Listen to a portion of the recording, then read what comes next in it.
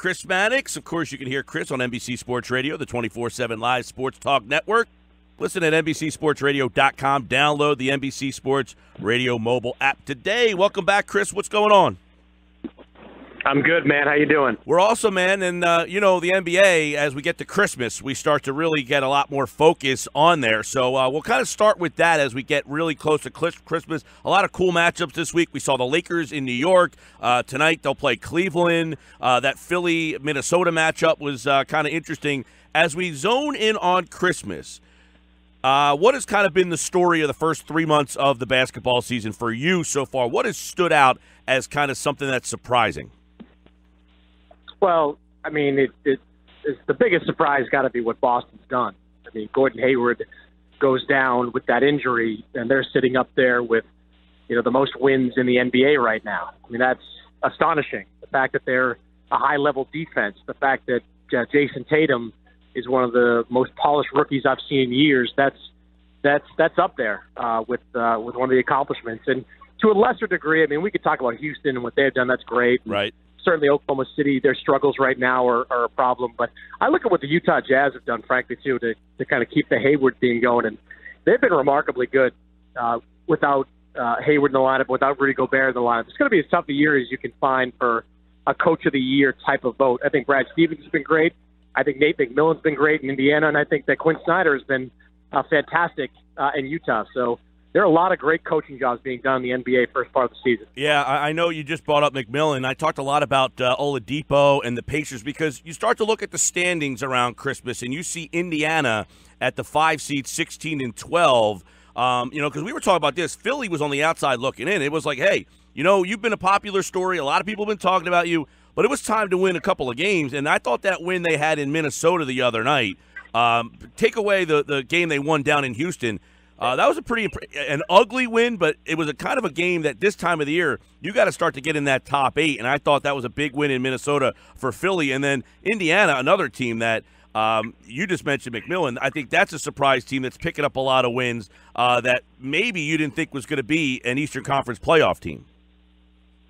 No, and look, Victor Oladipo has been one of the most surprising players. He's emerging as a bona fide all-star this year. That's almost a lock at this point, and they've kind of reinvented themselves as an up-tempo team. That's sort of been the plan for the last couple of years since McMillan took over that job, but now they've got more of the personnel to actually play like that. I know they lost the Paul George revenge game last night, but the fact that they're in that playoff mix right now and not a few games under 500 and on pace for 35 wins, which I thought they'd be at the start of the season, that's a credit to Nate, a credit to Oladipo's, who's really been, he's stunning, really, just how effective he's been and how he's emerged as a true star in this league.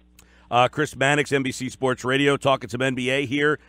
Sixers off till tomorrow night. And what about Oklahoma City? Do you think they're going to have a tough choice to make after Christmas as that trade deadline starts to stare at them? I mean, they're in a tough spot with George, I guess. I mean, do they keep going with this thing? Do they try to move him? I mean, what do you think about Oklahoma City, where they currently sit? Yeah, I mean, look, I'm skeptical that they make a trade involving Paul George because there's not really a market for him at this point. I mean, most people know by now that if Paul George walks in free agency, it's probably going to be to the Lakers. So, unless you're the Lakers, and why would they bid since they think they're in the driver's seat? Why would they give up anything substantive because of that? You're talking pennies on the dollar if you're Oklahoma City in return. I think that the most likely scenario, unless it really bottoms out, the most likely scenario is they try to keep this team, or they do keep this team together, and they just kind of cross their fingers and hope that the offense figures it out before March and April. I mean, they've been an excellent defensive team, a top 5 defensive team all season long. It's just the offense, they can't get on the same page. I think what Sam Prest is going to have to do is just kind of hope that these 3 really talented players, these 3 guys that were top 20 in the NBA in usage rate last year, that they somehow come to some kind of agreement, on-the-court agreement, that they can make it all work together.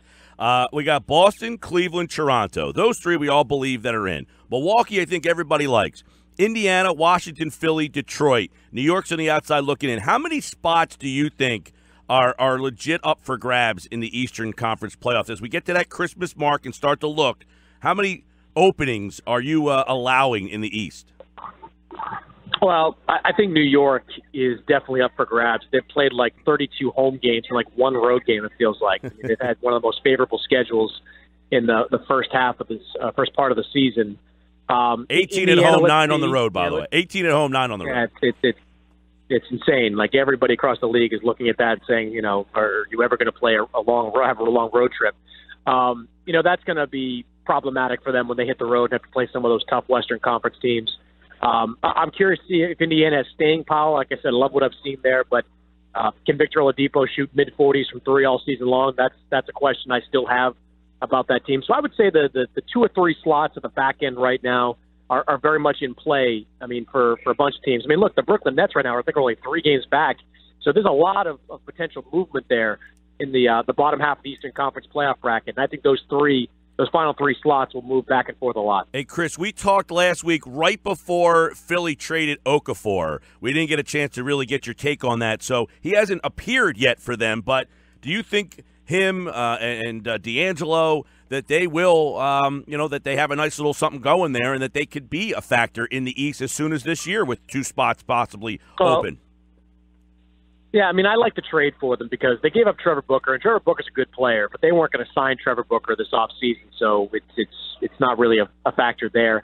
Okafor is the ultimate kind of low-risk investment. There's an incredibly talented player within him, a guy that should be able to give them 15 points per game right away from that low-post position, and if he can find a way to find chemistry with D'Angelo Russell when he gets back at full strength, then yeah, and I think that they might have something there. The biggest, risk for Brooklyn is that Okafor looks great, plays great, and all of a sudden, because of the salary cap restrictions, they can't offer him more than $6 million per year in a long-term deal. Somebody else swoops in and says, all right, we'll give you $10 million per year in a long-term deal. I think that's unlikely, but that's probably the biggest risk for them. I think Kenny Atkinson is as good a player development coach as there is in the NBA.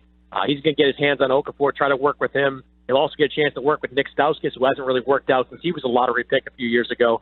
I think Brooklyn, I don't know that they make the playoffs, but that they sure won't be one of the bottom 5 worst teams in the NBA this season. That I'm reasonably sure about. All right, last one for Chris. Houston's 22-4. They're unbeaten with Chris Paul. A lot of people wondered how that would fit with Paul and Harden with all the shots and everything.